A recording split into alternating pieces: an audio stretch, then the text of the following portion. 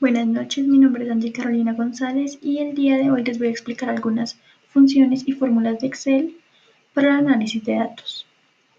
El primer punto nos dice, complete la columna unidad de medida de tal manera que muestre los datos en gramos o litros o mililitros, etc., teniendo como referencia los últimos caracteres de columna cantidad por unidad. Nos dirigimos a nuestra base de datos entonces y en unidad de medida vemos que para la primera fila la unidad de medida son gramos, ¿verdad? Existe un comando que para repetir ese patrón en las siguientes filas, control E, nos dará el resultado que necesitamos. El siguiente punto dice, completa las columnas puerto de origen y país a partir de la columna puerto utilizando las funciones de texto en columna y buscar y reemplazar. Para ello entonces vamos a seleccionar la información que tenemos en la columna puerto, vamos a datos y en texto en columnas le damos siguiente.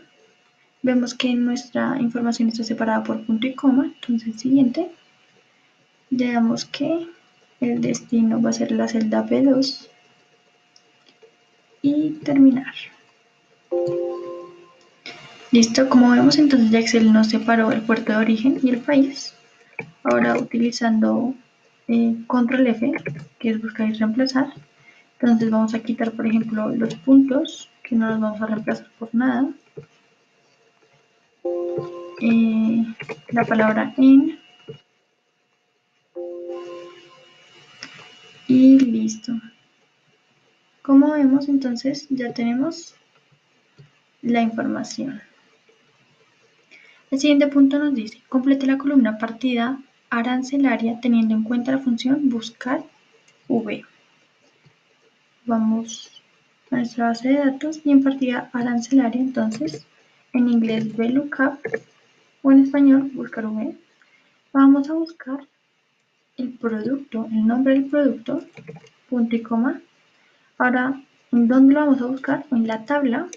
¿En qué matriz? Entonces nos dirigimos a la página que dice base de datos taller y seleccionamos la columna de producto y partida arancelaria. Ahora, sabemos que la partida arancelaria está en la columna 2 de las dos columnas que seleccionamos, por tanto, aquí irá el número 2. Y queremos una coincidencia exacta, entonces falso.